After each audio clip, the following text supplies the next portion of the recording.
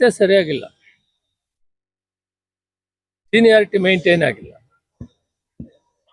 ರಾಮಲಿಂಗಾರೆಡ್ಡಿ 8 ಸಾರಿ, ನಾನು 8 ಸಾರಿ ಗೆದ್ದಿದ್ದೆ.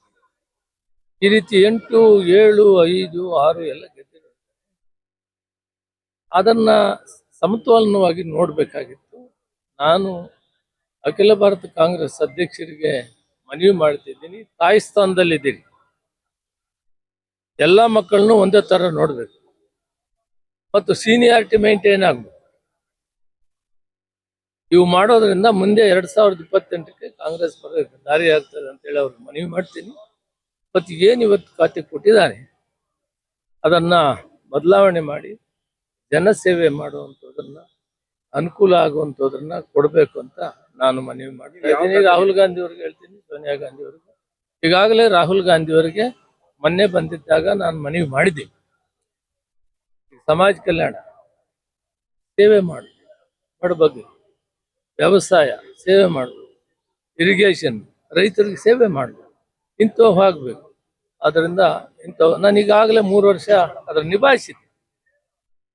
ಅದನ್ನ ಈ ಏನು ಯಾವ್ಯಾವುದು ಪ್ರೋಟೋಕಾಲ್ನಲ್ಲಿ ಸೀನಿಯಾರಿಟಿ ಕೊಡ್ಬೇಕನ್ನೋದನ್ನ ಅದನ್ನು ಕರೆಕ್ಟಾಗಿ ನೋಡಿಕೊಂಡು ಮಾಡಬೇಕು ಅಂತೇಳಿ ಮನವಿ ಮಾಡಿದ್ದೀನಿ. ಮತ್ತು ಈಗೂ ಕೂಡ ಅವ್ರಿಗೆ ಹೇಳ್ತೀನಿ, ಈ ಕೆಲಸ ಮಾಡೋದ್ರಿಂದ ಮುಂದೆ 2028ಕ್ಕೆ ಮತ್ತೆ ಸರ್ಕಾರ ಬರೋಕ್ಕೆ ದಾರಿ ಆಗ್ತದೆ. ಗೊಂದಲವಾಗಬಾರ್ದು.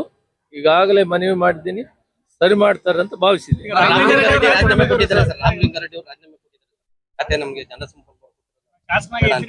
ಬಹುತೇಕ ದೇಶಪಾಂಡೆ 9 ಸಾರಿ ಇರ್ಬೋದು ಅನ್ಸುತ್ತೆ. ಅವ್ರನ್ನ ಬಿಟ್ರೆ ರಾಮಲಿಂಗಾರೆಡ್ಡಿ ಅವರೇ ಸೀನಿಯರ್ ಇದ್ದಾರೆ. ಇವೆಲ್ಲನೂ ಕುಂತು ಇವತ್ತು ನಮ್ಮ ಡಿ.ಕೆ. ಶಿವಕುಮಾರ್ ಅವರು ಮುಖ್ಯಮಂತ್ರಿ, ಹೊಸದಾಗಿ ಆಗಿರುವಂತ ಹರಿಪ್ರಸಾದ್ ಅವರು ಇವರನ್ನ ವಿಶ್ವಾಸಕ್ಕೆ ತೆಗೆದುಕೊಂಡು ಇಲ್ಲಿ ಮೂಲಭೂತವಾಗಿ ಯಾರ್ಯಾರಿಗೆ ಯಾವ ಸ್ಥಾನಮಾನ ಕೊಟ್ಟರೆ ಮುಂದೆ 2028ಕ್ಕೆ ಸರ್ಕಾರ ಬರ್ತದೆ ಅನ್ನೋದನ್ನ ಚಿಂತನೆ ಮಾಡಿ ಮರುಪರಿಶೀಲನೆ ಮಾಡಿ ಕರೆಕ್ಟ್ ಮಾಡಬೇಕು ಅಂತ ನಾನು ಮನವಿ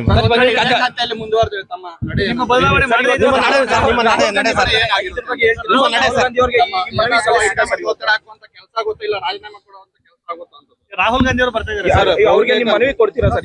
ಬೆಂಬಲಿಗರು ಎಲ್ಲ ಕಡೆ ಸರ್ ರಾಜ್ಯಾದ್ಯಂತ ತಮ್ಮ ಬೆಂಬಲಿಗರು ಪ್ರೆಸ್ ಮೀಟ್ ಮಾಡ್ತಾರೆ. ಪಕ್ಷದ 50 ವರ್ಷಗಳ ಸುದೀರ್ಘ ಚರಿತ್ರೆ ಇದೆ. ಶಿಸ್ತಿನ ಸಿಪಾಯಿ ಆಗಿದ್ದೀನಿ. ಏರುಪೇರುಗಳನ್ನ ತಿದ್ದಬೇಕು ಅಂತ ಮನವಿ ಮಾಡಿದ್ದೀನಿ ಅಷ್ಟೇ, ಬೇರೆ ಮುಂದಕ್ಕೆ ಮಾತಾಡಲ್ಲ. ಇಲ್ಲ, ಅವ್ರು ಬೇರೆ ಕೆಲಸ ಬರ್ತಾ ಇದ್ದಾರೆ.